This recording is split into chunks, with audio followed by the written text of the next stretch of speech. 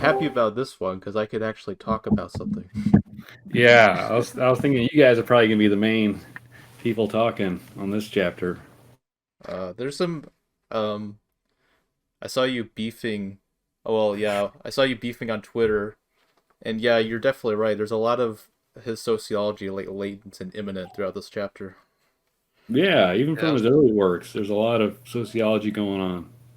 I was actually gonna say um, that I'm sure Gray will have plenty of quotes he can talk about. Yeah, there's a handful in this chapter. Oh yeah, there are. There's some good ones. Um, I find this one pretty fun, revisiting it, especially in light of having read the opening chapter and understanding it a lot better than I did before. I found this uh, easier to understand. So, like, I definitely think Perdone was right that understanding that first chapter makes everything else a lot easier. The hypothesis of God, keeping it. Oh yeah, he definitely compares God to society in this chapter, and also Hmm. nature. Yeah, I think there was a quote where he says like a hypothesis of a measure of value, and then I highlighted it and wrote in all caps, a hypothesis of a god? So yeah, the introduction was about the hypothesis of God, and now then the next last one. I'm just refreshing myself. Was the economic science? He's laying out why we need an economic science, and then now he's beginning with value, right? Oh Yeah, yeah. the edifice he calls it of economic science. Um. Yeah, he affirms later that no creation of society is an error on humans, which he laid out earlier. Remember, that was a big point that he mentioned that people don't err, and that was the point of the comparison to God. It's to make society comprehensible to the social scientists. Mhm. Yeah, But and in turn, the synthesis of use value and exchange value, constituted value, is to make the economy legible to the economists. yeah, that's kind of humorous because I see him engaging in the same debates we're still having with capitalists today. Yeah, that's the thing about Proudhon. Is it's like we haven't got past them. You know, it's like when you read them, it's like the arguments that are going on are very kind of contemporary. Mm-hmm. But part of that might be just people fucking ignore him. Yeah. I don't know if like I'm confident enough to say that if people read him, he would revolutionize the way we talk about things and we would never have to have these arguments again necessarily. But It I sounds think he, idealist. yeah, but I think he definitely has some interesting things that are worth talking about. I want to Yeah. see how he applies all of this throughout the rest of the book. Um, just for me, the proof is in the pudding. Like if he's able to give us like strong explanations for things using this theory, then that'll really be, I think, what makes it stick out to me as something that's worth trying to use myself. But I definitely think there's some cool insight here, and um, I really liked seeing Proudhon's brain working. Oh yeah. He actually made a distinction early on that I hadn't noticed in the classicals, which I may have to revisit because I didn't think about it. When he's talking about use value and exchange value, he's talking about use value as the actual utility you get from a commodity, while the exchange value is just kind of like the opinion, like the actual demands that influences the prices in relation to supply. So that's going to be the actual exchange value. Um, he Yeah, makes a point of this because he's talking about commodities which don't actually have any use value but sell very highly. And he's saying that it's because we expect them or we want them, but they don't actually give us utility, like certain types of luxury goods, like some of the brand names we know now. They don't actually provide us with much utility. It's just that there's a brand on them and we think we want them that gives them that demand. yeah. That's There's like a interesting, right? Like the socially scarcity. elevated like conception of their worth. It would be interesting to maybe include at some point, not now, but like maybe like go through this chapter with, or at least that section of the chapter with Baudrillard's ideas about sign value in mind. That might be something worth thinking about, but another project. Some of his quotes are really interesting, but people have told me he's very difficult to read. When I read his quotes, it's like, okay, I kind of get it, but I don't know if that's like how he is in general. Most of the Um, Baudrillard I've gotten from secondhand sources. I've heard he's hard to read, but Yeah. um, yeah, Baudrillard I have kind of a mixed opinion on based on what I've got about him, but he definitely seems like he has some cool insights. Anyway, not to get too far off topic. Um, like the first highlight I did for this section was in the first paragraph. The effects which are produced by value under this double aspect and which are very irregular so long as it is not established, or to use a more philosophical expression, so long as it is not constituted, are changed totally by this constitution. So that feels like he's basically laying out kind of like what his goal is for this chapter. Is like we gotta um, we have to, in order to really understand what's going on with use value and exchange value, we have to kind of figure out this underlying principle that I'm going to call a constitution. Um, mhm. so that again, like it lines up with his method that we've been discussing so far, which is to try to find the law by which what he's examining operates, and he's using a dialectical method to try to set up an opposition, and then the law comes from the synthesis of that opposition. So the what he calls, yeah, these two forces are gonna be the use value and exchange value. Yep, and he's very clear that he doesn't take credit for a lot of this. He's just, in his mind, what he's doing isn't like giving us, to a degree, he's giving us some new vocabulary, but like he's not really giving us insights which are totally his. He's just taking what's already there and looking at it and Synthesizing. there's things that have just gone unnoticed by the economists because the economists don't really, they're not thinking about this the right way. They don't have this dialectical method that's been developed in philosophy because they don't pay attention to it. And if they had these tools for thinking about this, they would be noticing the stuff that I've noticed. And so this is how I'm going to show them that what they're missing. Yeah, this is calling back to the previous chapter where his goal was to synthesize the political economists and the socialists. Yeah. Yeah, I kind of view Proudhon as like the great synthesizer. Some people say that they do say that about Marx. Marx brings together French socialism with English political economy and German philosophy is what the standard saying is. Proudhon is like interesting because they're very similar but very different. But he's also bringing together all these almost a very similar grouping of ideas: French socialism, German philosophy that he's like talking about with all these Hegelians at the time. And then, yeah, he's reading about political economy around this time. I don't know. It's interesting the comparison between him and Marx. Oh yeah. Uh, Hades, speaking of that, you've read Marx more in depth and more recently than me. Would you Uh, agree with my opinion that this is a lot less clunky than Marx? yeah, it gets to the meat quicker, I'd say, and Yeah, that and rather he doesn't. than chapter one of Capital. Yeah, he doesn't get bogged down in like discussions about abstract labor value and stuff like that in the same way that I think kind of, I don't know, like it makes Marx more impenetrable, and I'm not sure if it really gives us a whole lot that we couldn't get with a simpler theory, you know? Yeah, what I thought throughout this chapter was, dang, the do you know those religious arguments where they say that only lower things can come from higher things, therefore we need a god because evolution is impossible? I was thinking, wow, that really does apply to Marx's Capital. This is just a lesser form of this chapter, to be honest.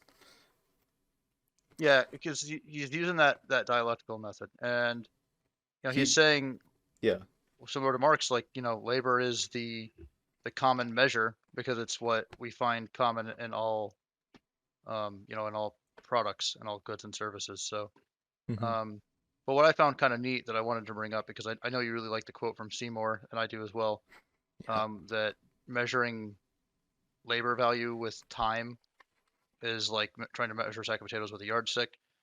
He does say at one point that, you know, that labor is measured in time, Yeah, I but I saw think that as well. I made a note of that, but then I also think that he kind of, I think he doesn't quite fall. Well, that is I think a mistake, and I don't want to like pretend like it doesn't matter for his overall thoughts on things. I think that a statement he makes a little bit later on kind of it lessens the impact of that error.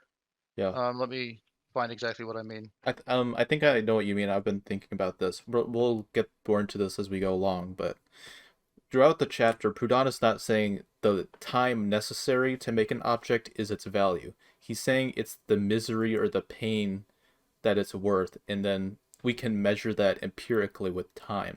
While as Marx, he's kind of gets confused and just says the value is the socially necessary labor time, which doesn't make any sense when we talk about abstract values and stuff like that.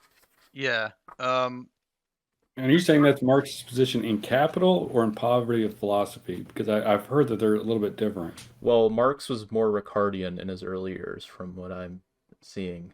I haven't read The Poverty of Philosophy yet, but if I know, I think you have, right? Yeah, but the stuff on value isn't my strength. I kind of skimmed over that. The second half is what I focus most of my attention on. Okay. Well, I But guess. I have read some of Ian McKay's that article comparing their views on value. That's Mhm. pretty good. yeah, that is a good article. It's useful for like showing how Marx misrepresents Proudhon. I don't think Ian McKay, and I don't think this is his goal with that article anyway. I don't think he does like a very in-depth job of showing what Proudhon was doing with constituted value, what his goal was with it. I think he even calls it underdeveloped, and I don't know if I agree or not. I'm going to wait. I'm going to reserve judgment until I see more of how Proudhon tries to use it. Whether or not I think McKay is right about it being underdeveloped. Um, but I don't Um. think he like gives a full explanation of what Proudhon was up to in this chapter. Yeah, maybe not. I'd have to revisit that now because I read this a long time ago, and it's not. This is like reading it fresh. I haven't. I don't remember much.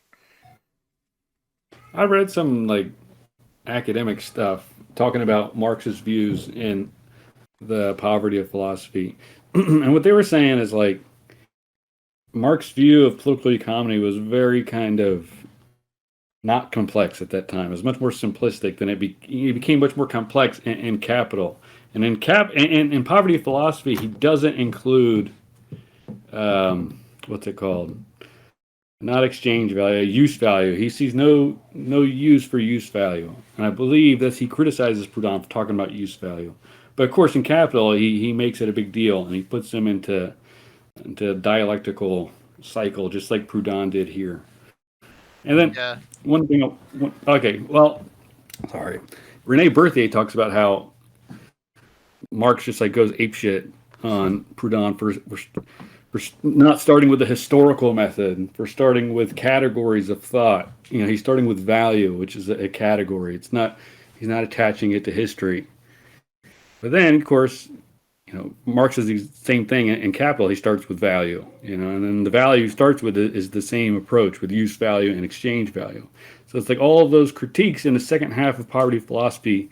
It's not all of them, but a lot of them. They kind of just wash away just when you realize that that's what Marx, the same kind of approach he did in Capital. I Yeah, thought yeah. that yeah, was Well, very. if you're gonna start with the theory, it helps to start with concepts, and if later, well, I don't know if later necessarily. It's important to give context to the theory you're doing and get to like provide some historical background for what you're working with, and if you want to like attach it, if you want to historically situate it, I think that's important for developing good theory. But also like you were just saying, Marx starts Capital with a discussion of commodities and a theory of the commodity, and he doesn't like do that by starting with like I mean I'm sure he talks about historical materialism, but he doesn't start with historical materialism. He starts with the concept of a commodity and explains what it is and what it works. Berthier, he argues that so in the German ideology, he develops this whole historical materialism, which is going through history and tracing out the mode of production. But then, by the time right before he's going to write Well, first I should say I think I mentioned this before. After the Communist Manifesto, he doesn't write anything on historical materialism for at least 10 years. Then when he does, he starts saying, well, kind of came to a dead end. He doesn't really explicitly say it. He kind of like he notes it, and he's like, well. Then he says he rediscovered Hegel. In the poverty philosophy, he's like ripping into Hegel and saying Proudhon is trying to be Hegel. But then, yeah, so, and then in Capital, he kind of, I don't know if they say he abandons the historical materialism or he kind of just puts it to the side for the time being. But then his approach is very similar to Proudhon. I mean, it ends up being a different analysis. They're different, but and Marx is much more complex. There's a lot more going on. But it's interesting how similar the approaches are. Yeah, things I've read have said that like Marx and his relationship to dialectical materialism is really complicated because like he seems to have had different conceptions of it and different writings, and in some writings just seems to kind of completely ignore it. Um, and so the importance of dialectical materialism to Marx could be like a later Marxist, um, not revision, but kind of I can't think of the word I want, but I think you get the point. Yeah. Uh, we'll get on comparing Marx and Proudhon probably with their method later on. I think it becomes really obvious once we point it out. We haven't Um, said too much about like the particulars of what he's yeah, theorizing yet. let's So talk if you guys about want to, the disconnect between exchange value and use value. The point is that the use value of may increase, like the actual utility it could bring. Like if you produce more supply than is necessary for a country, he uses the example of wheat. Like if we double the wheat production in a country, the prices are going to fall. This is kind of like a opposite kind of penetration of these two things. And similarly, I forgot the specific example he uses for the opposite.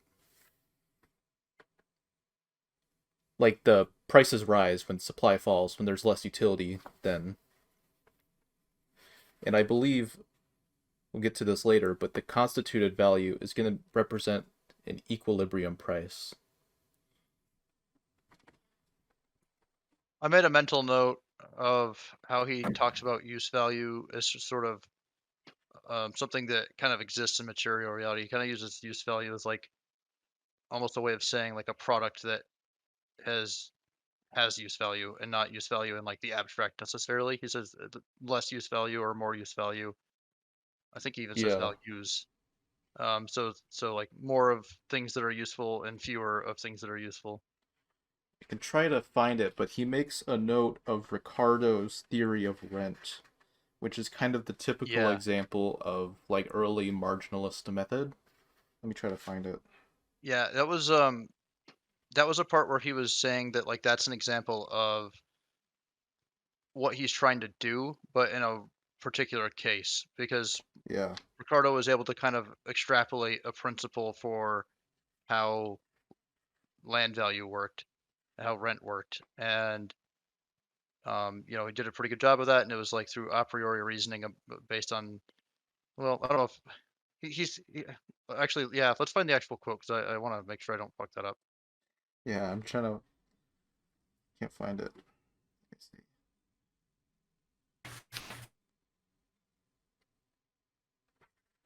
Hmm.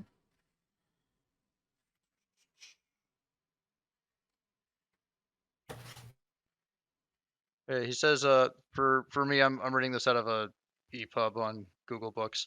Uh-huh. So for me, it's page 86.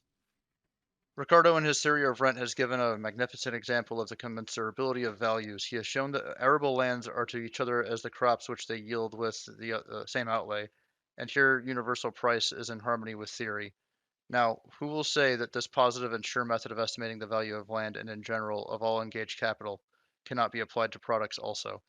Let me actually give the context for that quote. A little bit before that, he says, um, "The price of everything would." Sorry, actually, give me 1 second. Sure. Oh, okay, sorry. Actually, I thought he said it before. Actually says it after. They say political economy is not affected by a priori arguments. It pronounces only upon facts. Now, facts and experience teach us that there is no measure of value and can be none, and prove that though the conception of such an idea was necessary in the nature of things, its realization is wholly chimerical.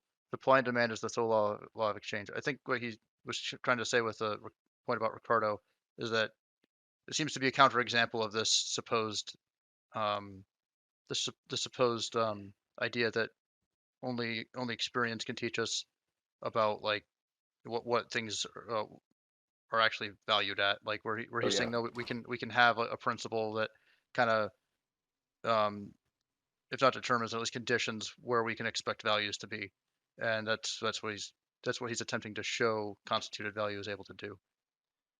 Kind of a shorthand he of a summary of he makes references to this all throughout the chapter, but he references value as almost like a debate between people in a society. Like we're Yeah, constantly debating as consumers and producers what the price will be.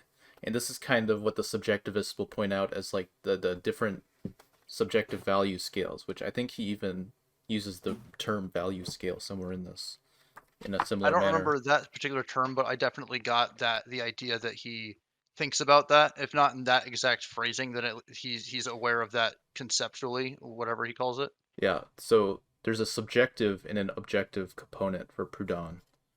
Um, so in this debate between people higgling, I guess, arises this kind of collective society which he mentions, and he compares society to Prometheus. The I believe Gray. This is like the archetype of like the enlightener, like the god that gave fire to Yeah. humanity. Yeah. Right. Yeah, Prometheus. Yeah, I mean, Devin, you may know the story better than me. I know it somewhat to tell it. Do you know it well? I couldn't like recite it from start to finish, but I don't even remember what his exact motivations were. If it was Mm. pure altruism, but yeah, Prometheus was the god who gave fire to humanity, and Yeah, yeah, And I then, I think that's probably significant. If we wanted to delve more into that, maybe we could review the story of yeah. Prometheus. Well, and it's an I, eternal struggle. It's like every day he gets reincarnated, and what is it, a giant eagle come and Yeah, rips like his a heart giant out? Or a giant something? eagle or some kind of giant bird comes and eats his liver, and then it Liver. regrows. Yeah, yeah, he does it every day. Yeah, but he still just keeps Yeah, on fighting. it's sort of similar to the myth of Sisyphus in that way, and this like repeated like suffering that goes on every day. Um, I think that makes sense because he's talking about Prometheus, and Prometheus is like the reason of society. This is it makes sense because he's also a god, which he compared society to God earlier. So Mm. we apportion our products as we higgle and bargain in like the market to represent labor essentially. When we trade things, we're trading like the labor necessary for its production, which I think he's making the point of. And like you said, the rebirthing and the time element is important also because he's talking about progress of society and how value changes. Like when Prometheus discovers new methods or he gets more efficient by saving up his product and reinvesting it and getting more efficient, he's perpetually changing. I think that's yeah, Hmm. I think you guys landed on an important point with that.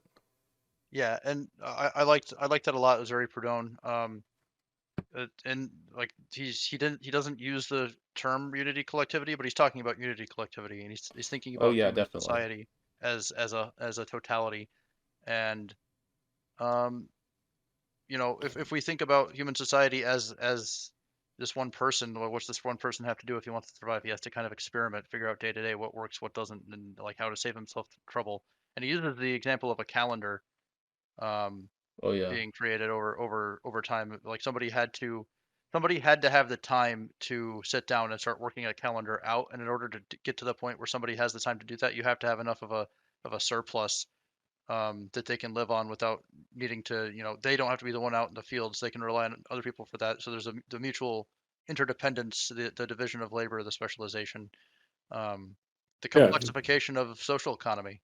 Um, that's yeah, and Proudhon makes that point later is that as the division of labor unfolds, so do ideas in people's heads, and then because they go together, action and ideas.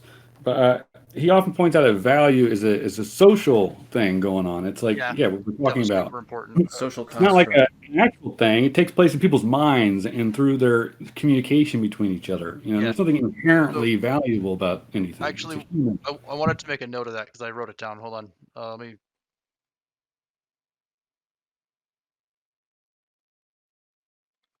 So yeah, Proudhon basically says that in order for use value to make any sense, or in order for there to be a conception of use value, we have to have a social economy. We have to have exchange as something that is a possibility that can happen because and when he's using exchange here, he's using it in a very broad sense because he doesn't necessarily just mean exchange between two people.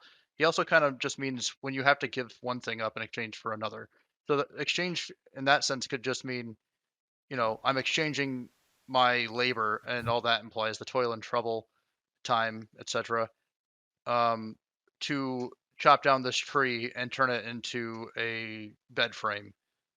Um, so there's an exchange going on there between myself and nature. I'm putting this labor out into nature.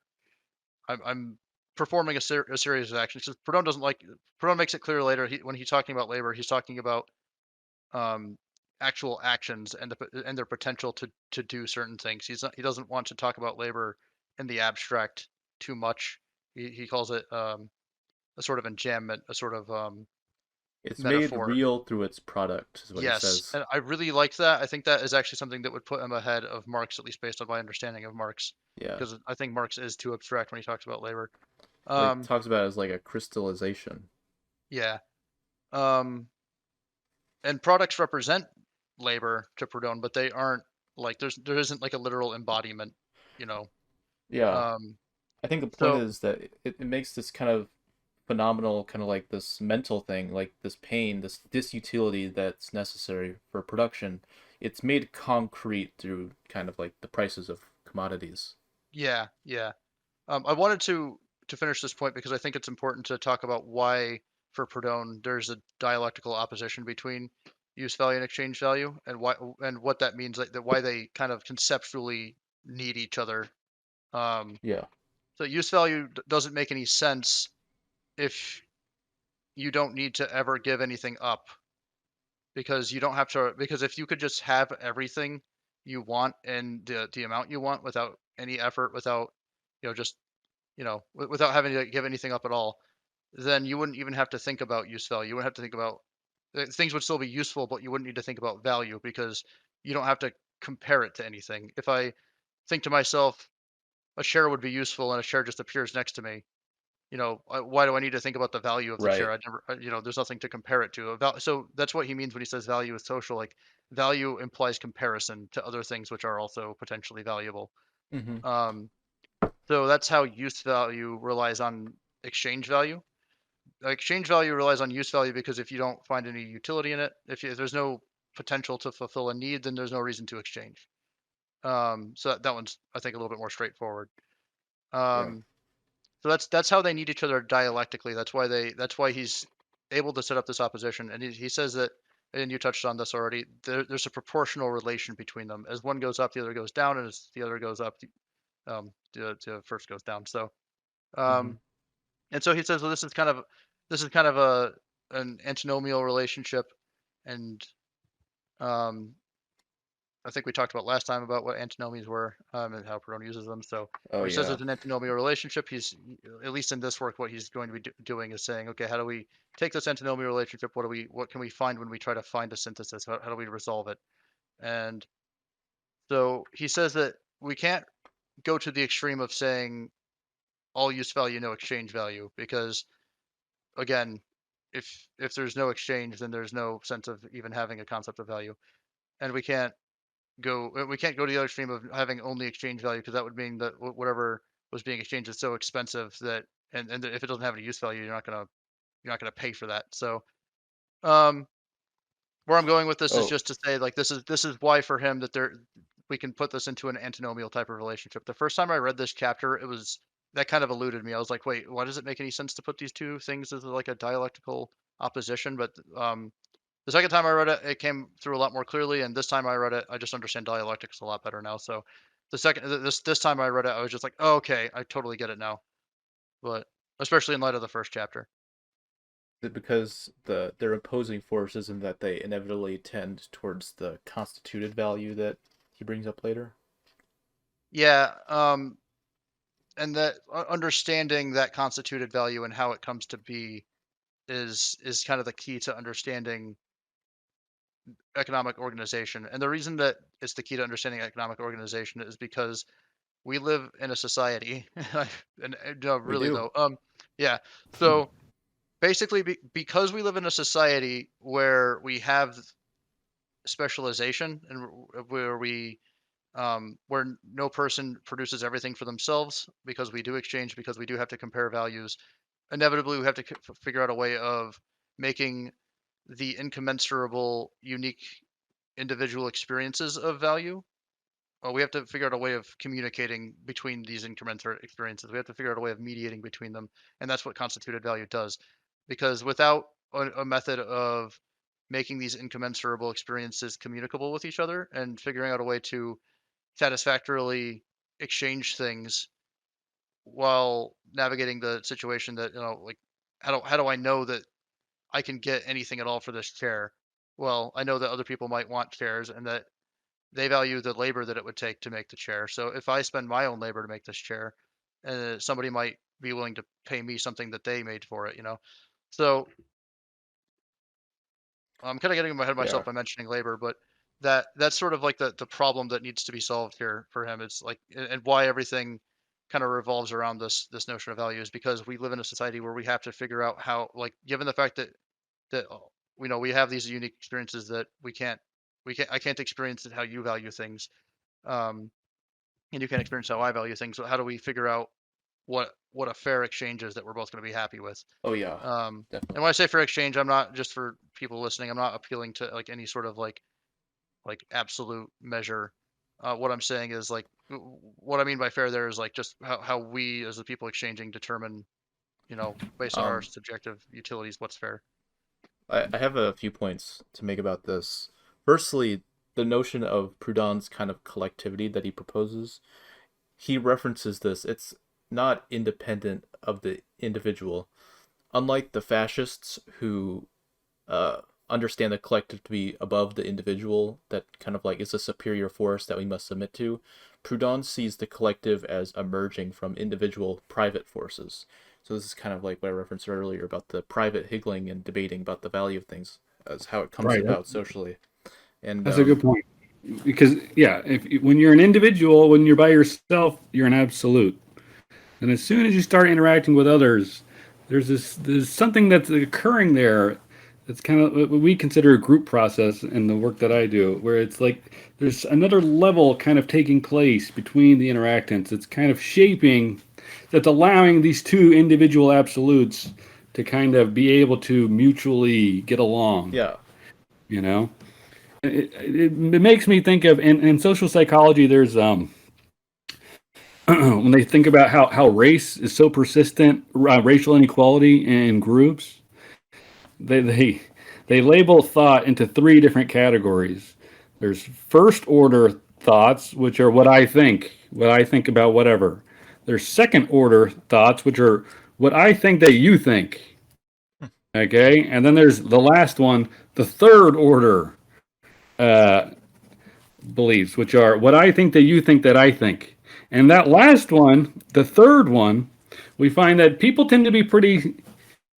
They know what I think that you think that I think somehow. It's everybody kind of understands that that's the level that they know they have expectations, and those are kind of like at the root of this group level kind of process. These kind of deep, like you don't even notice that they're going on, but it's like does that make sense? Yeah, It's it just makes like, perfect yeah. sense. I think It's a that yeah. really useful way of elucidates framing that. elucidates kind of like the bargaining Proudhon mentions in the market. It's Yeah, kind of like reciprocal relationship. Um, and and he doesn't. A lot of the language we're familiar with as Neoprodonians, it doesn't really come up here necessarily. He doesn't say collective force. He doesn't say unity collectivity. But you can see traces of it in how he talks about Prometheus, how he talks about like the labor leaving in excess, and he even talks about how constituted value is like a reciprocal penetration of exchange value and use value. So, um, Hmm. like there's a lot of Frodona in here that was really fun to see. Yeah, if anyone's wondering what we mean by penetration, I think Sean Wilbur has an article on the Libertarian Labyrinth about uh, the two fundamental laws of the universe. That's what it's that's what this is referring to. Oh yeah, secondly, I wanted to mention real quick when we're talking about society level things of constituted value, Proudhon makes the analogy to chemistry and the values of things exchange in proportion. I think it's a mistake to understand this as like things ought to exchange in this exact proportion. What he's talking about is at a systemic level, not an individual level. So it's going to be in general. Prices are going to fluctuate around these proportions with one another. So these are systemic. We're looking systemically here, and I think it's wrong to interpret Proudhon in this chapter as mainly looking at like individuals pricing their goods at the constituted value of their absolute cost, which I think he explicitly rejects at one point later in this around this chapter. Yeah, he uses the word average a lot, and he uses the word general a lot in this Mm-hmm. chapter. So I think it should be clear to anybody paying attention that he's not talking about particular instances very much, and he's leaving room Yeah, for outliers and differences and things like that. I don't think he's naive about that stuff. definitely. Um, Another big part I would love, I thought it was brilliant because I've been thinking about this a lot. And this is the point of kind of a labor theory of value for the socialists, is that labor is fundamentally like misery. It's a disutility of the worker. And this is called the philosophy of misery for a reason. And that's because um, what Proudhon is getting at is the constitutive value being the idea of justice, like reciprocal exchange. And with the capitalists of the picture, they get a part of the product without ever sacrificing any misery. And he talks about this later. Is fundamentally the social problem, which I think I've highlighted. 1 second. That's an interesting point. Yeah, I actually just with regard to like labor theory of value or theories of value in general, I actually wrote a brief paragraph. Well, brief-ish paragraph where I just kind of tried to summarize what I took to be Proudhon's theory of value. If I was to like put it into a paragraph, what I think it would be. So but at a certain point, I'll read that off and see if you guys agree with how I understood him. Yeah.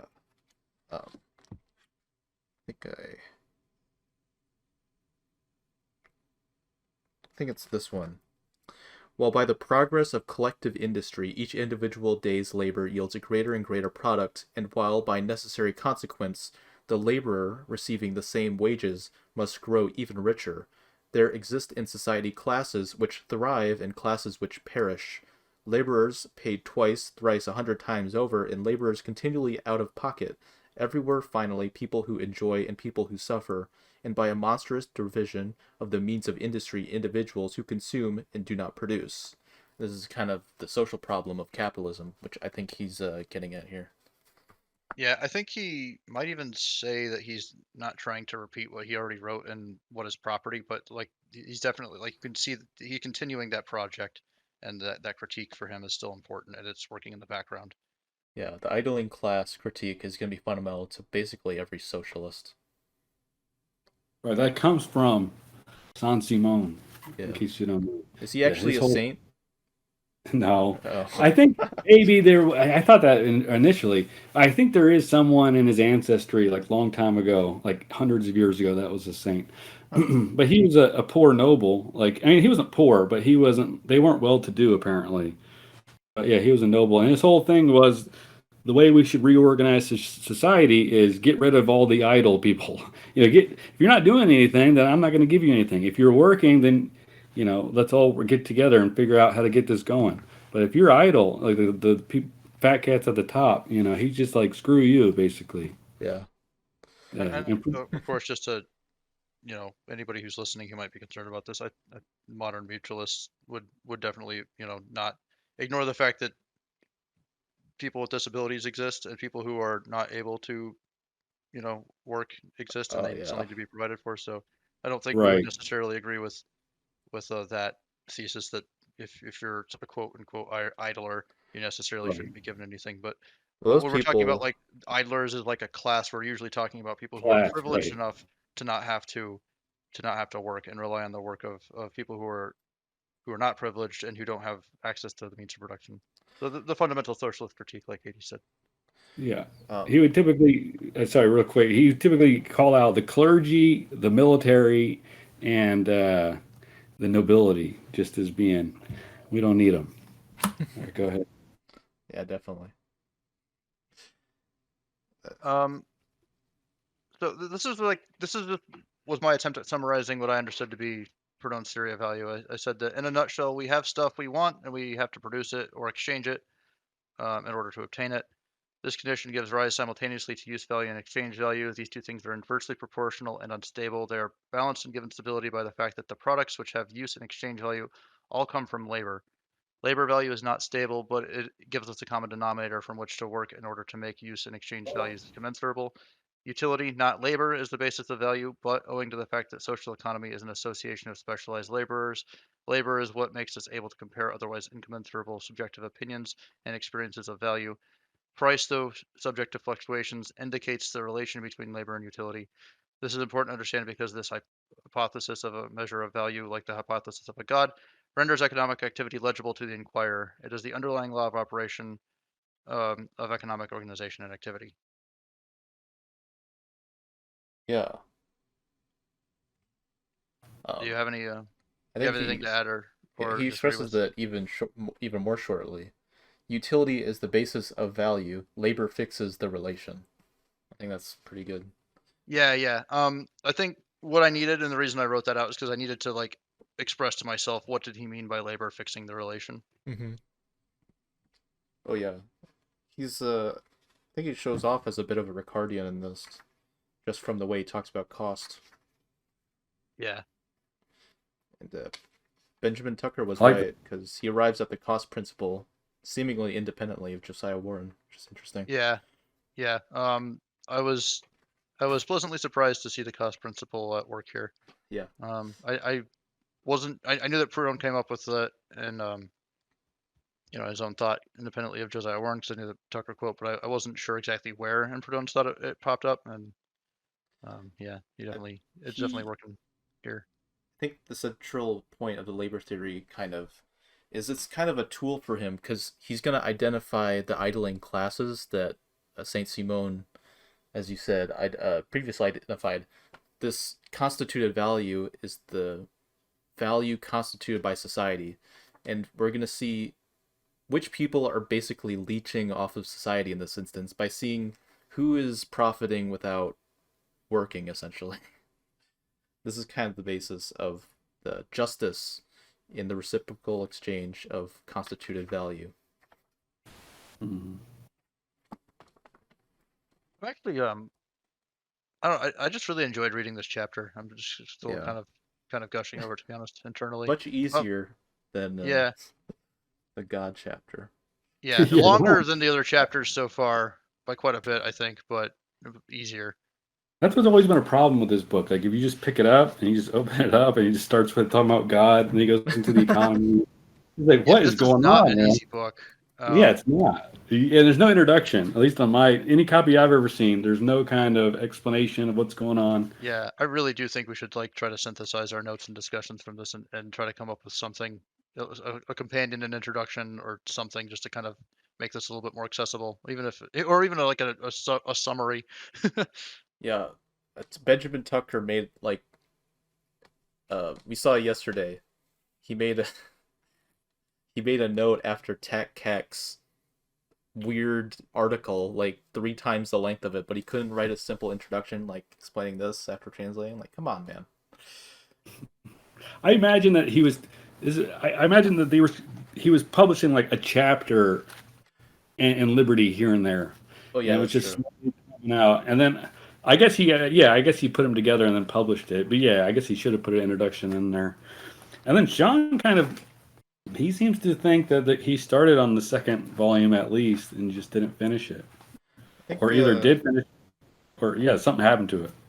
well, I think Clarence Lee Schwartz is he translated a chapter on credit in the second volume, I think. Right. That's included in the solution to the social problem. Um, yeah, I would love to continue the second volume of this, but I know I can't yet. Well, you don't know. Yeah. Maybe we can John Google Murdoch. translate it or something. Sean Murdoch has been translating it. Oh, he's already started? Yeah, he got part of chapter 9 already. Oh, wow. I thought Yeah, We he said it's pretty easy. it's easy. Wow. That's surprising. I thought Yeah, he was only doing he was like looking at the translations of the first book. in order to start working on the second one. Oh, so he started the looking at the first one, but he hasn't like actually gotten down on the second one. No, he just started doing some of the second one. Oh, gotcha. let's see. I had more points I felt like I wanted to make, but well, in light of all the work you've been doing on value lately, Hades, how do you feel about this chapter? Do you feel like this is a really good contribution to that conversation? Do you feel like it's something you have to chew on a little bit more? How do you Um, feel about this? if there's, it's probably because of posthumously. I wish he would have talked about goods whose um their their price is not determinate on the labor necessary. So basically, goods that can't be reproduced via labor, which I feel like I guess he does talk about latently when he says utility gives a value and then labor fixes it because these commodities are kind of more up and down than the commodities produced by labor. But I feel like he made some notable contributions. I think to the Ricardian tradition. Uh, Yeah, I think I, it would be cool to see how you synthesize this with your overall oh project. yeah, definitely this is influencing it. I the project has been in continual. There's a there's a metaphor that Alfred Marshall uses, I think, where it's like the value is like a stone in a, a river, and like two rivers are like continually pushing it different directions.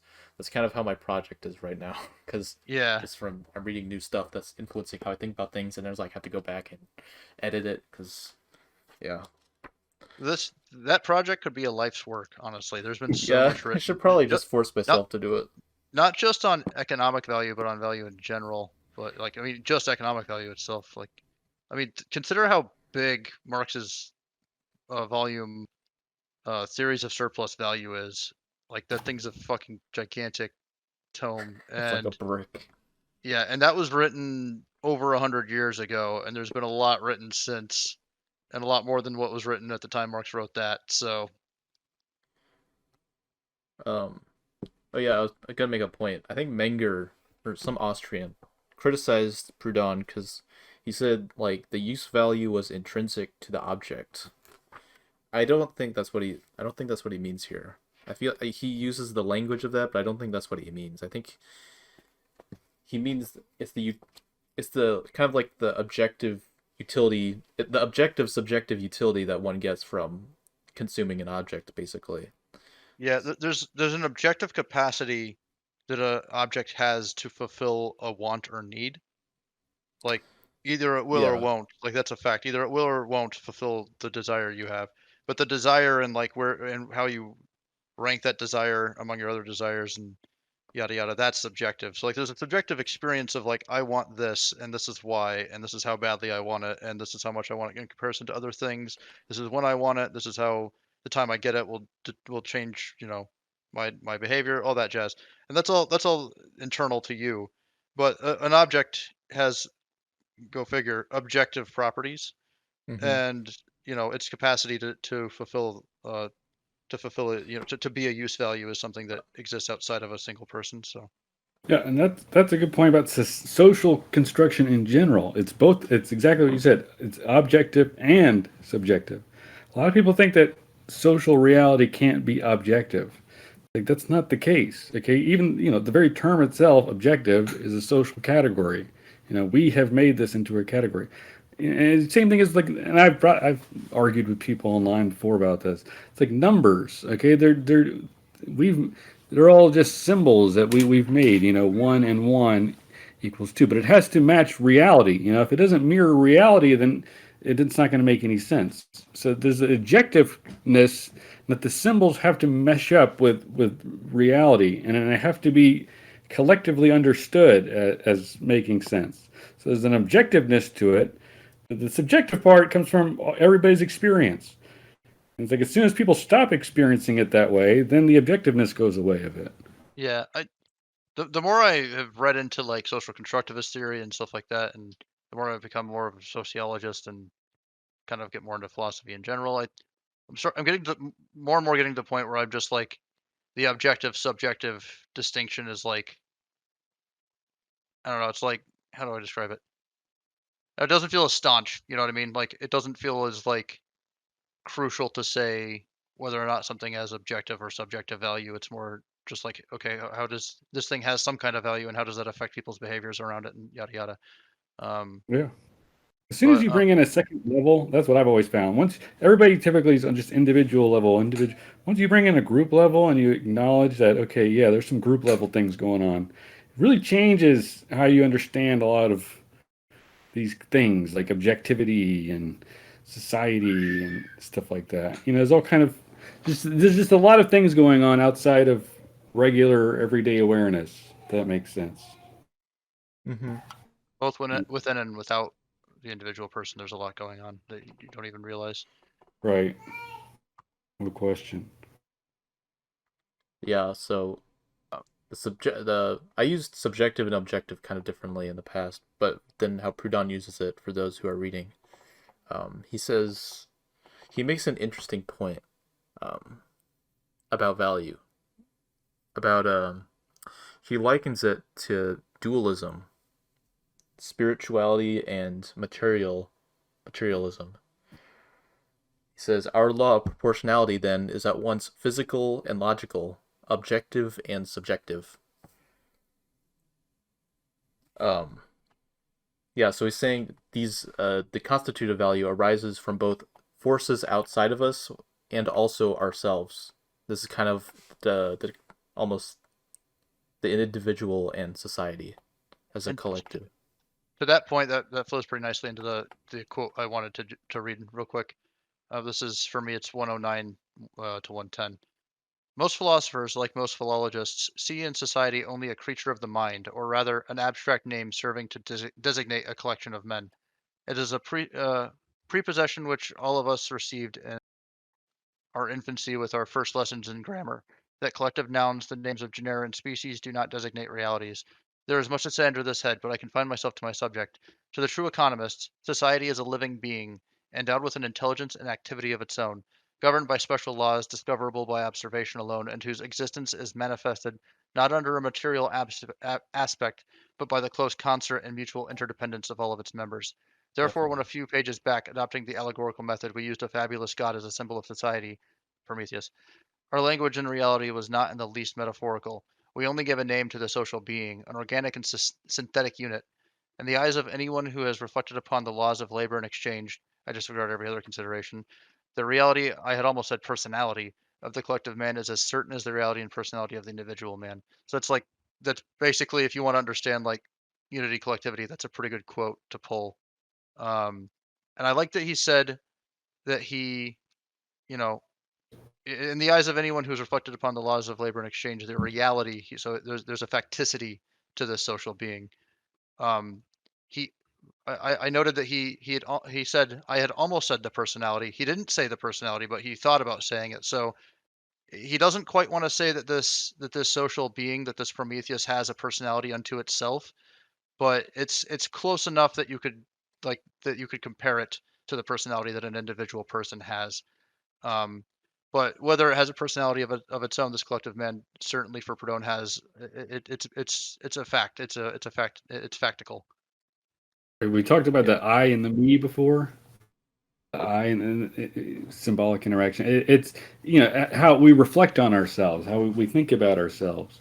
Anyway, Sean Wilbur's talked about how this collective being, the big difference with it in comparison to an individual, so there's no reflectiveness. It just kind of does things. So it's like in a crowd, you can like sense the crowd. It's like it has a, it's not reflecting on itself, a crowd, but it has like an almost like a liveliness to it.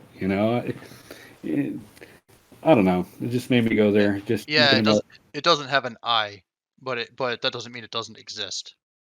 I would almost say it does have like a we-ness to it. It's like a we, but Yeah, there's it might no. be able to recognize itself as an object, but it's not a subject, perhaps. No, I would say it is a subjective experience almost, but it can't really objectify itself in Okay, the moment. yeah, The I I can probably got that objectify backwards. Yeah. it. Yeah.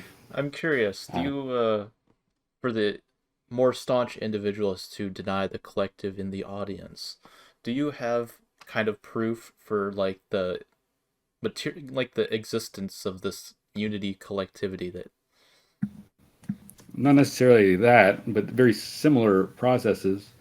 I study kind of like the experimental hard sociology stuff.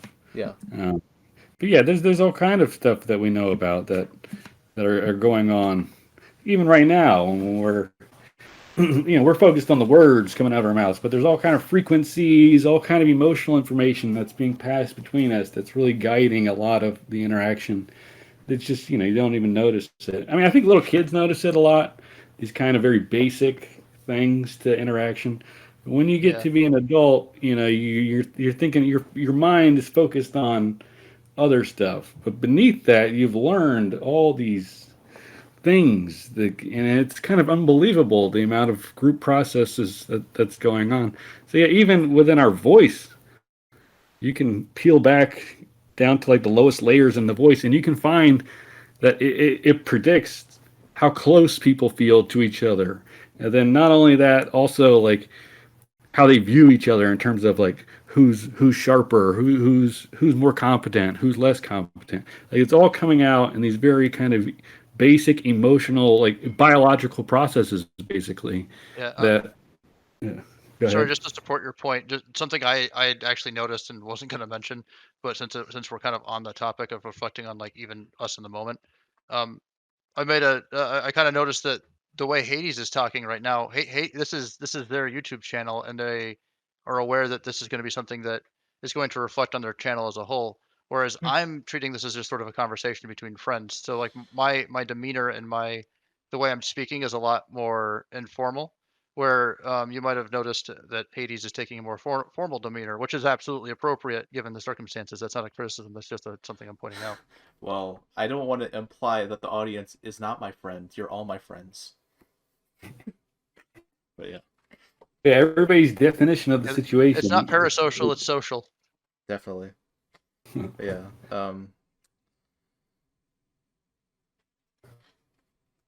Oh, I love this quote, by the way, as it's kind of egoisty. It is in vain that following Jesus Christ they preached the necessity and set the example of sacrifice. Selfishness is stronger, and only the law of severity, economic fatality, is capable of mastering it. I thought was a pretty interesting quote. Um, as far as proof for like a collective being, we could look at the theory of collective force as something that is kind of like you can't necessarily point and say that right there that I'm looking at is the collective being, but you can look at the effects of a collective being, which it would be like the example of all labor leaving in excess that he talks about. And the reason all Mm-hmm. labor leaves in excess is because of the association of labor and the context of a laborer being within a society that fosters his or her ability um, to produce things in a greater amount than that laborer would be able to if they were just by themselves on a desert island. So like Bruin talks about the gradual reduction of costs. He even labels it like the theory of like the gradual reduction of costs or something to that effect, and says that as society develops, as we have roads and as we have these various institutions and these various practices that we sort of hone over time, these technologies we develop and employ, the methods for doing things that we kind of get down to a science, that all increases the product of labor, and that is not something one person could do by themselves in one lifetime to the extent that all of society has managed to do it. um you know Yeah, I think I get your point. yeah, even one immortal person on a desert island couldn't manage the same amount, and the reason for that is because the collective force is a real thing. And collective force is a result of this collective being he's talking about. I mean, I might be able to do it if I was on that desert island by myself. Well, you're We a have god, it. not a person. I mean, we're all gods. Hades is Hades. I don't know what you Yeah, are, Gray, but you're some kind of god. someone. Yes. Um, There's a hold on real quick. There's an yeah. age-old debate in sociology between like mainly the Durkheimians, people from Durkheim, and the Weberians about whether or not there's like a collective being, like there is like some actual something, that's greater than the individuals that comprise it. And the Weberians, I'm realizing now that they kind of come out of the Austrian kind of thing, and then they reject all that. Like, no, it's only individual level thing, Yeah. everything. But the Weberians will at least acknowledge that there's like a shit ton of stuff going on. They make it very complex. It's like, they're the ones behind the idea of the Protestants being the backbone of capitalism. But then, the Durkheimians, who I think kind of pick up a lot off Proudhon without realizing it, yeah, they argue the classic position that the individuals together, it produces something greater than the sum of their individual forces, and the Durkheimians kind of see it as in that bond and the solidarity. Like when you feel like that sense of solidarity, there's some kind of group level thing going on that's in addition to the individuals that comprise the group. So Hmm. you're getting both the individuals there, but these group level things that are in addition. Yeah. Um, I think I've been reading Lawrence Labadie recently. He's an interesting figure. He makes a note that kind of like being an individualist is like it's individuals need society. Like we can't just exist like Henry David Thoreau and like in a cabin in the woods with a mile apart from everybody. Like individuals, we get collective benefits when we work together. This is kind of the fundamental problem with society, essentially, because we need to compromise, and then the compromises we make have to be reciprocal. They have to be just, and I think this is ties back into Proudhon. The individual is not subservient to society. We make it. It's emergent. Yeah. Yeah. I was gonna talk about Durkheim. I don't know. It might Yeah, be a you can talk little. about Durkheim. Go for Yeah. it. I'm always here His for argument. discussion for Durkheim. His argument was back in the day, and like oh, hold up, sorry, I knocked my microphone over. In the original days, when religion was kind of like the glue that held society together, the division of labor was not very specialized. So it's like you could just, when someone fucked up, you could fucking kill them, okay, because they're replaceable. Everybody's replaceable because everybody's kind of doing the same stuff. Everybody knows the same stuff. But then once the division of labor continues to keep spreading, things get more and more specialized. It's like you can no longer just kill people when they mess up. It's like people become much more difficult to replace because there's so much. Every person has like a wealth of knowledge to themselves, and so it's like by bringing together the division of labor, you're getting so much that you don't even realize, and that's why he argues that the individual becomes so important with the rise of the division of labor because it's like, yeah, you really are very specialized no matter what you do, really. I mean, everybody is doing something very unique and knows how to adapt to their environment in very unique ways. Just as an anecdotal example of that, I work as a tradesman, and you know, people like higher ups will often say as like a threat, like, well, no one's irreplaceable, no one's irreplaceable, but there's an awful lot of people that they've never fired because guess what? When you've been a plumber for 30 years and you know all the tricks of the trade and you've worked at this certain facility I work at for that long and you know the building better than anybody else does, you know where all the shutoffs for the various water supplies are better than anybody else, better than the out of date blueprints do even. You're not exactly replaceable. That's something that you you really you need to have that guy around. And so like that's to your point, like high levels of specialization make you very valuable. Oh yeah. Do you think this kind of accounts for like generally like the global north kind of more industrially developed societies are kind of have a more individually minded culture while maybe some societies that are less developed maybe have less of a division of labor. Those societies are kind of more communally cultured. Right. I So mean, that Durkheim's terminology for the ones where there's high levels of specialization, he calls that organic solidarity because the analogy comes from like a human being's organs aren't so easily replaceable. You take my liver out, that's going to be a hard thing to replace, right? I mean, modern medicine has advanced since Durkheim's time, but with the type where there's not a lot of specialization, he called mechanical solidarity Mm. because like a machine, if a cog breaks in a clock, you can pull the bad one out and put a good one in, and it'll keep working. So um, the reason I bring that up is because um, I think that there is like and he identified more primitive societies, less developed in terms of like division of labor and like industrialization. He identifies those types of societies are the ones more likely to be based on mechanical solidarity. So I think at least for Durkheim, he would probably say so. Um, I'm not sure how much modern sociology would necessarily agree or modern anthropology because it probably there's a lot more variety among so-called underdeveloped societies and the way they organize themselves and the way their ethics work than people writing in the 1800s generally seemed to want to acknowledge or knew yeah, about. Mhm. So definitely. That's I a would big say that reason. Durkheim would say yes, but I don't think modern social science would be as quick to say yes.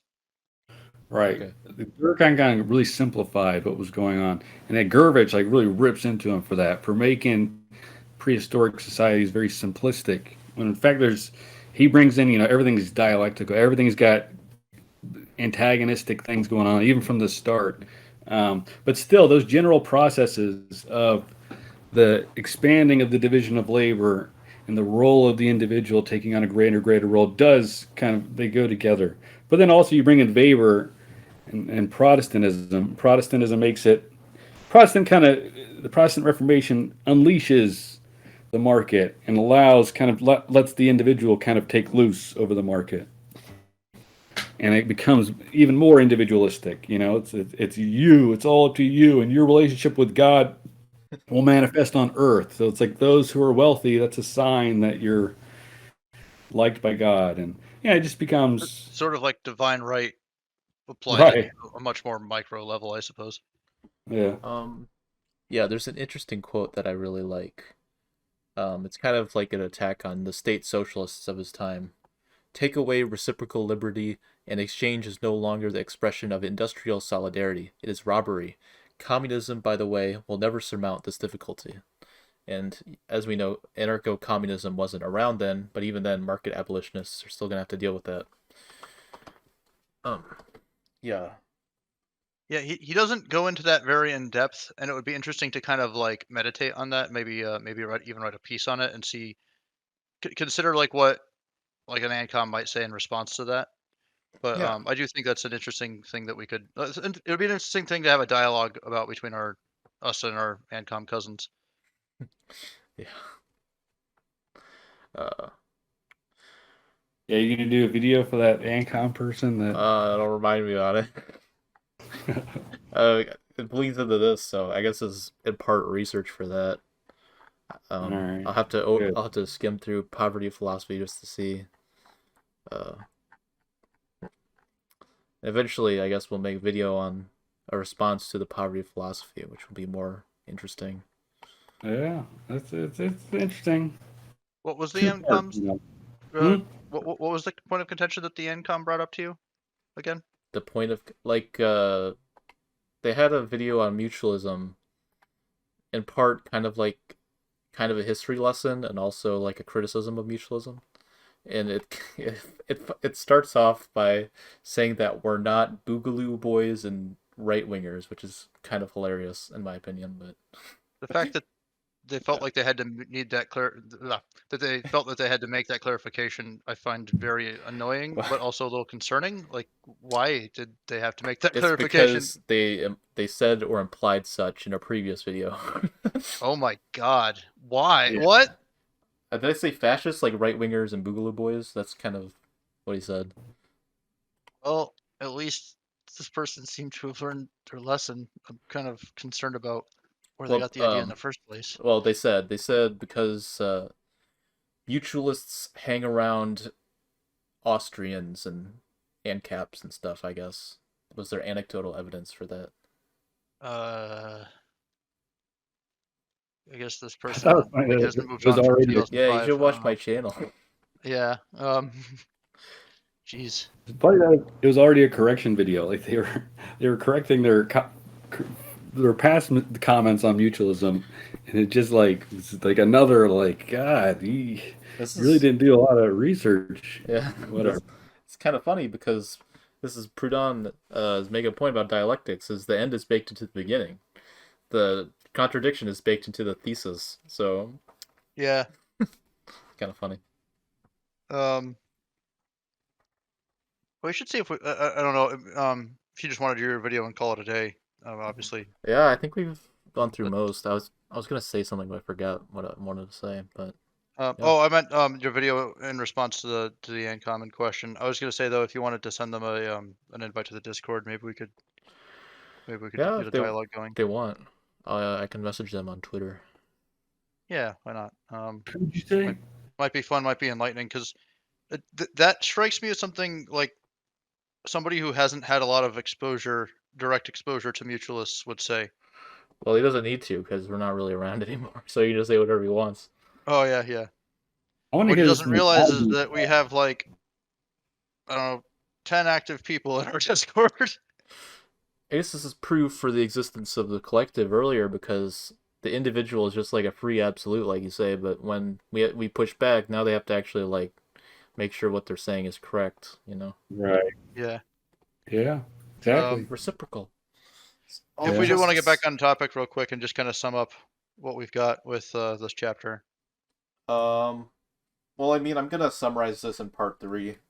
I've changed my plans. I'm gonna rewrite part 3, and this is gonna be a central part of it. So, I mean, I guess we don't really need to. Yeah. Okay. Yeah. I'm sure there's a lot more we could say about this chapter because Proudhon's doing some interesting stuff. There's a lot going on, but I think I got a pretty good handle on it, and I'm really quite excited to see where he goes for the rest of this because this is actually as far as I've ever gotten in this book. So it'll be new territory for me for the rest of the way. Oh, I And know. Yeah, I know what I was gonna I'm ex- say. This the constitutive value is gonna be the formula for justice, and where we're going to go from here is Proudhon's analysis on exchange and exploitation. So, yeah. limiting exchange so that these parasites can reap profits, essentially. It should be interesting. Yeah. Did we mention that the first thing to be constituted, its value was gold and silver? Did we say that? They say Yeah, It's in actually, there. oh, that was actually a point I wanted to talk about. Shit. Can we go Yeah. back and talk about that real quick then? Sure. Mark, Yeah, because I found that pretty cool. Because I don't know who was saying it yet at the time, if anybody was, but if nobody else had said it, Perón might be the first person to actually say that the yeah, reason precious metals have value is because sovereigns gave them value. that's what So he, Marx like, even kind of says to him. Like, all right, well, that's the one thing you got right, and that's the yeah, only thing I'll yeah. you for. Perón, what I wrote is Perón sees money as taking the form of precious metals as arising from sovereigns. Perón then sees the connection between power and convention and the lasting effect they have. He's also able to envision an alternative. He provides a social scientific answer to the question. He accuses economists of not answering the social science because he says the social scientists just describe the properties of metals and say, well, that's why it's a, that's why we have commodity money. But they don't actually give like a social reason other than just like, hey, it's convenient, it works. Like, okay, that's probably part of it, but I didn't give a social scientific answer to a social scientific question. So come on, guys. Yeah, definitely. That's a big point. Yeah, like you said, like once you have one thing, one kind of thing that has its value constituted, then you can put into communication all these different subjective experiences that people are having in terms of their work. Yeah, Yeah, it's like, yeah. there's a really good part, like it's towards the end of Philosophy of Progress, where he talks a little bit about what he thinks the higgling looks like in practice and how prices are formed Yeah, it's like a between debate. actors. Yeah. And that ties in very nicely to his view of like, it being like a debate, like the higgling of the market, as Adam Smith would have put it. And that's where you get like the sort of like, because some of the language he uses in this is pretty strong, but again, he's talking in general terms. So when you get down to the specifics, he definitely leaves room for like, it's not gonna there's not always gonna be an exact approximation of constituted value. It's gonna be there's gonna be like a certain level of you know, kind of guessing and checking. So yeah, my voice is cracking. I see what you're saying, Gray. And the reason for Yeah. that is because I probably have COVID. I was in high school, yeah. They would go crazy when someone voice was cracked. I don't know. Yeah, I just whatever. They can all laugh at me. Uh, yeah. I was gonna say something. I forgot again.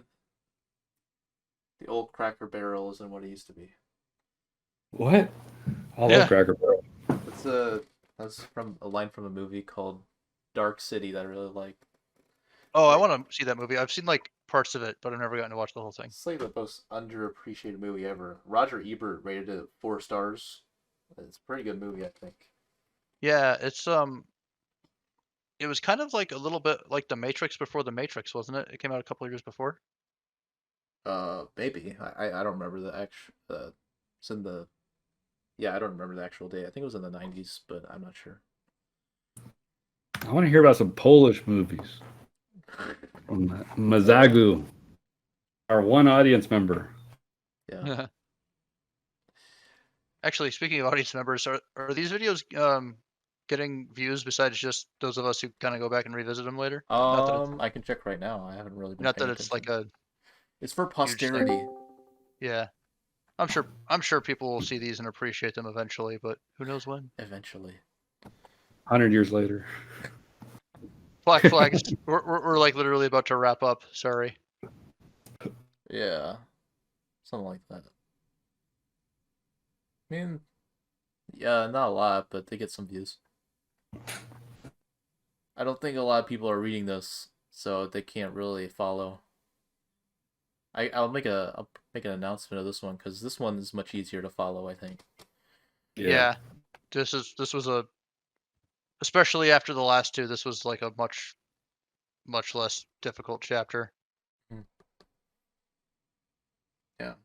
What I actually think it's funny that towards the beginning of this chapter he says something to the effect of like this is the only chapter that will tax the reader's patience, and I was like, uh Yeah. It's already been taxed. Yeah. too late, bro.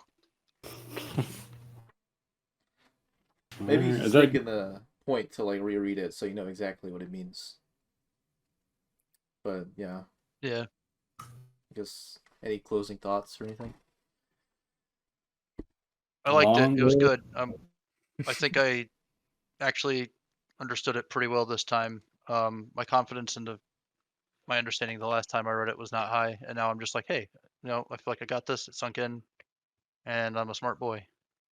I remember the first time I read this book by myself, or tried to, I was just lost by the second Oh yeah. chapter. I was like, Uh, what is going on? uh, Now, this is like the third time I've kind of gone through it. Yeah, I have a much better grasp and I think it's great, like we were talking about, just being able to get this in the public realm. Some people talking about this book. I think it'll help. yeah, and another piece of evidence for the existence of the collective being, Mm. the collective force. Um, we're engaging in collective reasoning here and collective discussion, and like the three of us together discussing this came to a better understanding than each of us could have done independently through Hmm. dialogue. No, I knew Yeah. everything about this book beforehand. Well, Yeah, but the clash of the individuals come together, and then you come to a kind of a that allows the group to keep continuing. Is that there's a Yeah. sense of cohesion, a sense of that. Oh yeah, I'm with it. If I hated you guys, I wouldn't be here. I would well, I left. hate you guys, but I'm here Yeah. anyway. So there's something that we're in agreement on. And that's a people don't want to say the word moral, but there's a moral something that's on a group level that's there. Which in sociology, where we call it either solidarity or justice. They tend to either use both words. Nobody knows about Proudhon though. Proudhon uses both. Yeah, It kind he's of kind sees of them illuminated. as not kind of. He definitely sees them as like intimately interwoven. And they are. Yeah, because let me tell you something real quick before we wrap up. I don't know if I've said this before, but if you get in the deep, hard sociology world, there's three key dynamics in the group level. There's solidarity slash justice, and there's status, and there's power. Power has to do with control over resources and control over things. Status is how people view you. And then solidarity and justice, though, are the core of it all. Like without that, you don't get status and power. Like the very backbone of it all is solidarity and justice. And Proudhon is really putting his finger on that. Like that, he can, and that comes from this biblical tradition that he's so steeped in. That he grew up. And that's why I've always kind of had an interest in learning about the Bible. I know I sound like a religious person right now, but I used to like hate Christianity when I was a kid, and then now I see, wow, there actually is stuff in there. The more you philosophize, the more you come back to God. Yeah. Right. Oh. But yeah, May I ask about the status? Is that kind of like a spook? Is that what it's supposed to represent? Almost kind of like a What do sacred you idea. I don't know about sacred. Okay, well, like what's his name? Bakunin has the idea of the bootmaker. He kind of like shows. He says the authority. I put authority into the bootmaker, or whatever, on matters concerning the boot, or something like Uh, that. okay. yeah. I And think I get what you mean.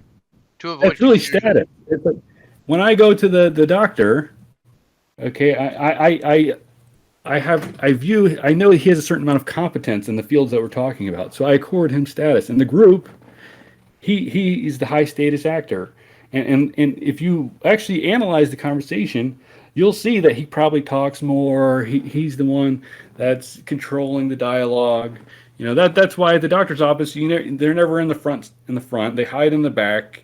They come in. They kind of make sure that they're going to be the high status person. And a lot of that's why Weber stuff is really good, because Weber is the one to really bring in status, to say he's tackling Marx, who kind of ignores status, and he's saying, look, man, like within these classes you're talking about, there's all kind of these groups, and they're very kind of tight knit a lot of the Yeah. times, and The work and the it work I'm really doing makes a difference.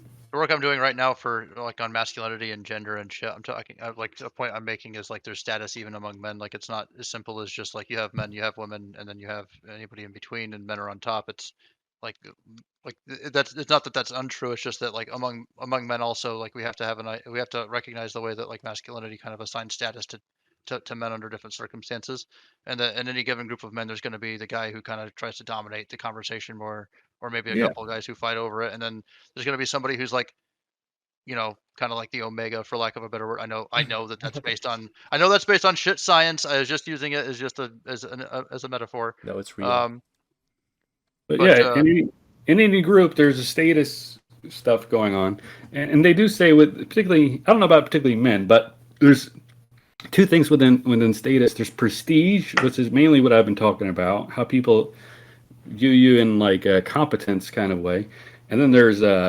dominance, which is kind of like aggression, kind of like your chest is out, and yeah, that actually does accord status a lot in groups. And yeah, this is all, it's in flux. But status does have it tends towards crystallization. So when you're in a group for a while, it tends towards having a kind of stable status structure. It doesn't need to, but it's just what people tend to do is kind of stability, kind of the same. But when you're talking about different issues, sometimes it'll rearrange itself. Like if we're talking, I know all about math, but I'm low status. If we start talking about math, all of a sudden in the group, people will start looking at me. People will want me to talk. That's Yeah. it's an Oh, influx, but at the same time, it tends towards crystallization. for anybody who wants a little bit on Bakunin and the authority of the bootmaker, Sean Wilbur has got a really good article on it. I think it's just called Bakunin and the Authority of the Bootmaker, something to that effect, on the Libertarian Labyrinth. He talks about how Bakunin really shouldn't have called it authority. That caused way more confusion, and it Yeah. wasn't. He didn't even really use the term consistently with himself. And that part, like that part, kind of feels like it out of place. Um, but a lot of people who talk about, well, anarchists aren't opposed to all authority. Like kind of it causes more confusion than it helps. And John talks about like the difference between like expertise and I think that ties and authority, Yeah. and I think that ties in a lot to what Gray was just saying. It's the different ideas using the same word essentially. Yeah. Yeah, and something John's also talked about, and I think I just read a piece by Labadie. It was actually the piece where he responds to Rothbard, where he talks about how we're kind of stuck in a world where our language was conditioned very highly by our existing social structures and our social practices, and we live in an authoritarian world, and our language itself reflects that, and it can make it difficult to communicate anarchist ideas because we don't really have the vocabulary to speak about them as Hmm. effectively. Definitely. Hmm. Like, how do you express the idea of like a governmentless society to someone who like it's kind of like stuck in their brain that like humans need authority to like get along. Yeah, Yeah, society and government tend to go together in people's head. You yeah, know. and language is not free of ideological bias. Like anarchy Right. is synonymous with chaos to a lot of people. Yeah. Well, even some posties, they're saying anarchy is chaos now. Anarchy is chaos, and that's a good thing. Yeah. Which I mean, I get the idea, but maybe the branding isn't so good. Yeah, like I have a begrudging respect for it, but I'm also annoyed by it because I think it probably doesn't really It help probably does people more harm understand than what you're. good, to be Yeah, frank. like a lot of honestly, a lot of the rhetoric on the post left does more harm than good. Um, But damn, it's even fun to say.